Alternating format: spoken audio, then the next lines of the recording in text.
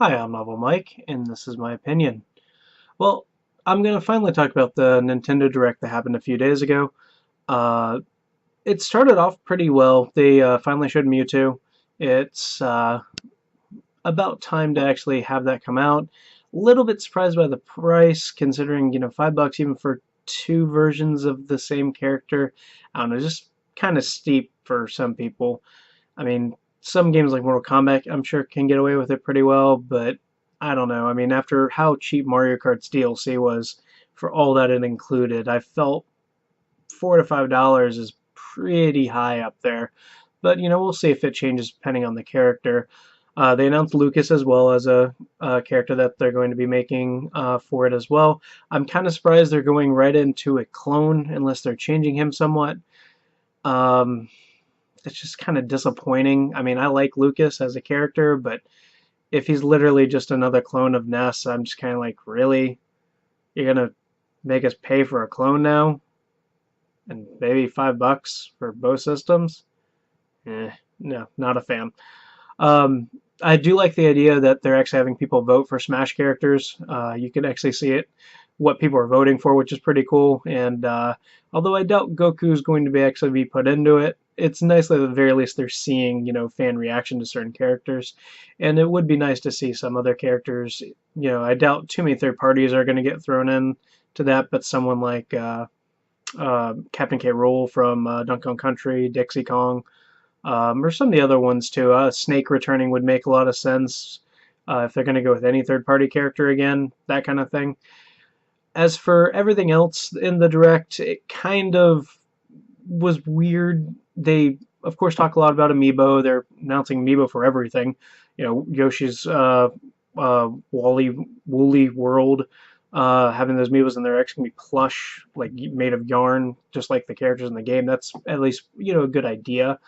Then they showed a bunch more ways for Smash Brothers, which I am baffled about, considering that they showed the ones that we just started being able to get the Wave 4 back in January, and it's taken till early April for them to even be able to be purchased or pre-purchased anywhere, and they want to be coming out in the May.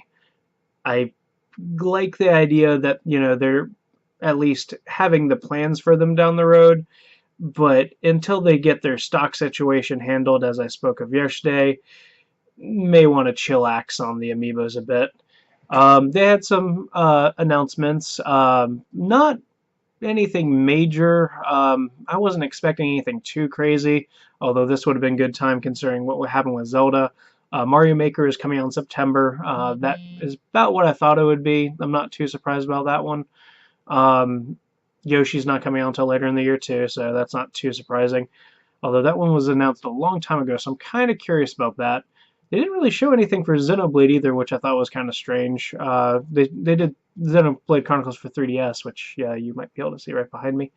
And I mean that's gonna be fine, but it's not Xenoblade Chronicles X, and considering it's coming out, I think this month in Japan, I'm kind of surprised they aren't actually talking about a release date for that. It does definitely look like they're going to have some games for the holidays even without Zelda, but there's not really that one key big title that I was kind of expecting to hear about, but that may also be saved for E3, so we'll see. For what they did announce, Fatal Frame is coming out to Wii U. It was already released in Japan quite a while ago, I think more than a year ago in Japan, so it's nice that they're finally bringing that stateside. Although, not sure it's going to do very well here because that was already kind of obscure series for a horror for the horror genre anyway. But the trailer did look very cool.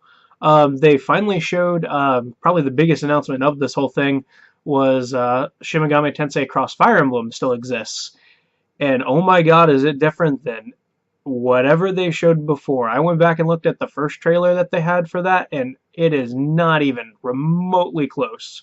It looks, honestly, like until they actually called it Shin Megami Tensei Cross Fire Emblem, I wasn't even sure that was it. I mean, it looks like a very colorful Atlas game. More so, I guess you could say more so along the lines of Persona because how colorful it was, but it certainly didn't look like really a Fire Emblem game, and it doesn't really look that much like a Shin Megami Tensei game. Both series are more I guess you could say, darker themed, and how bright and colorful that trailer was really different. I've seen a lot of reaction to that, both positive and negative, and I'm sure while they wanted to be more positive, it was such a strange trailer. It showed a lot of different stuff, but it's hard to tell what was actually gameplay. Certain like things were obvious as gameplay, but other stuff it looked like it was a lot of cutscenes. It was very oddly put together. It didn't really show a lot about what like the story's going to be, or what's going on, how it's a crossover, that kind of thing. Which is, when you're making a crossover game, that's kind of important as the first thing you show for this. And it looks more like an original title than anything else. I mean, don't get me wrong. I think it actually looks interesting, and as a fan of Persona, I am perfectly fine with more games taking up that more, broader aesthetic, the more bright, colorful kind of world characters, that kind of thing. But it was also really weird. They showed some Fire Emblem characters or Fire Emblem weapons. I saw Falchion and I think I saw Tiki, but not anywhere near what I was expecting that game to be. And I think a lot of people have been kind of put off guard. I'll withhold judgment for the most part for now, because again, that trailer was just kind of bizarre, but I hope they have a lot more to show of it at E3, because that was really weird. And although I think they were saying it's coming out this year for Japan, with how bad that, Nintendo is about licensing games and getting them out stateside, I'm kind of not expecting that this year. We got a new trailer for Fire Emblem for the 3DS, the next one, and they showed a lot more about that. It's actually going to be 2 versions in Japan, technically 4 altogether, but there's going to be the split campaign like they were showing in the trailer, and there'll be 2 versions of the game based off that, and then there'll be a 3rd campaign you can get as DLC. I'm guessing that's some kind of mix of the 2, or maybe like a final campaign or something. And even if you buy one version, you'll be able to get the other version as like some sort of DLC, at least in Japan. I mean, this is all Japan. Unfortunately, we're not getting it until next year, and that makes me incredibly sad considering Japan is getting it this year, and they've already started pre-ordering it as far as I can tell. I'm assuming by all the collector's editions and stuff they're showing for it. I'm kind of disappointed with that. If anything, Nintendo should be trying to get out more 3DS games for this year, because there is really not a lot coming out for the 3DS this year. I mean, Wii U's pretty barren as it is, but there's definitely some titles coming out for it where I haven't really seen anything for the 3DS coming out this year. And pushing that back to next year is probably not a good idea. Although if it is going to be early next year, Awakening did really well in February, so we'll see. The game itself, though, looks really good. It certainly is going to be a different kind of Fire Emblem game with the different aspect of, choosing a side and whatnot, but I'm just not sure how well that's going to work, especially since it seems like they're going to focus a lot on making extra content via DLC and having a whole two separate campaigns split up by versions and stuff, at the very least in the Japanese version, is that I'll wait for price points and stuff, but I want, when I spend $40 on one of these games, I want the whole game. I don't like the idea that this is going to be, split up into 2 games like Pokemon is, but you have to pay to get the other version in order to get it. I thought I might have read something about the other campaign will be free or really cheap DLC in Japan, depending on which version you get, but either way, I'm really concerned that they're trying to split this up and make 2 different versions for a series that really doesn't need it. I mean, if they want to make the choice, it would be pretty simple to just give you the choice in the game instead of determining which version you get by which version you pick. Besides that, they showed some indie stuff, nothing really too amazing. They're making Attack on Titan for the 3DS. That actually already came out in Japan. It's coming out in May.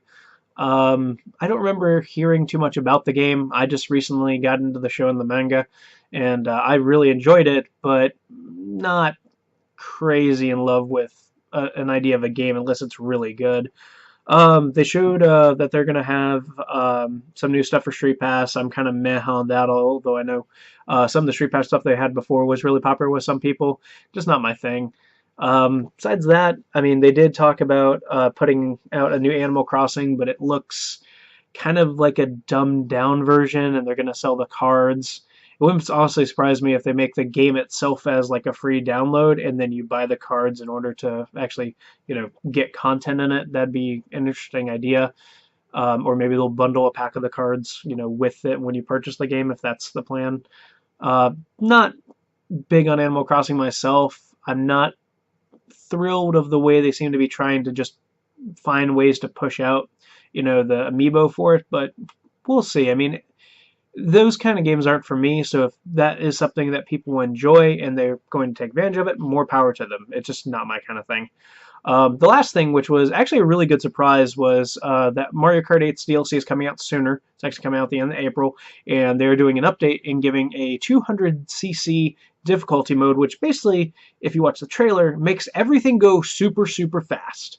And it actually looks pretty darn awesome. And that update and the new difficulty mode will be free, and the other DLC with the Animal Crossing characters and the other new tracks and everything is coming out, and of course that's been priced and known for a while, but very cool of Nintendo to do something new, not just because the DLC is coming out, but to do something else for Mario Kart besides just that. That was a very cool idea. I really like the speed of it all from what I saw in the trailer, and I look forward to playing it. Besides that, there wasn't really too much else. I'm overall not thrilled with the Direct. It was kind of lackluster in a lot of ways. There wasn't really any big announcements, and honestly, that's why I get hyped up for Nintendo Directs, is because of announcements. And certainly there could have been some more interesting stuff to show, but again, it is also still 2 months from E3, and they probably don't want to, spoil anything that they may have big planned for that. So we'll have to wait and see. Overall, I mean, they was still about 50-minute Direct, so there was a lot of content packed in there, but I don't know. Overall, I'd say they did okay, but not great. If you like letter grades, a C. There's certainly been worse Directs, but there's certainly been much better too. I do think that they do have some good ideas for, like, the whole idea of voting for characters for Smash, and, what they plan to do with some of the amiibo, like Yarn Yoshi. I like that idea that they're not all going to be the same, simple plastic figures. But there's other stuff, too, that just feels kind of like they're grasping at straws and seeing what sticks, more so than, like, they're making certain things for a certain reason. But that's just my response to it. I would love to hear what other people think about it. I haven't seen a ton of discussion post-Direct, besides specific things like the Shin Megami Tensei Cross Fire Emblem trailer, and some other things like that. Of course, amiibos. Lord knows I talked enough about that yesterday, though. But yeah, that's all from me. I don't have much else to say. I'll try to keep putting out new videos. As is, I've managed to get 3 out in just a span of a week, so that's pretty good for me, considering my track record before. But I will see what I want to talk about next in a couple days or so, and hopefully I have a new video within the next week. I would like anyone who has any questions for me, comment below. If you like this video, please like and share it. Shares do help me. I am on, fairly new to YouTube, even though I started like a year ago. I haven't made that many videos, so all that stuff really does help me. If you have anything to say to me or anything else, just let me know. As for anything else, I'm Novel Mike, and that was my opinion. Thanks.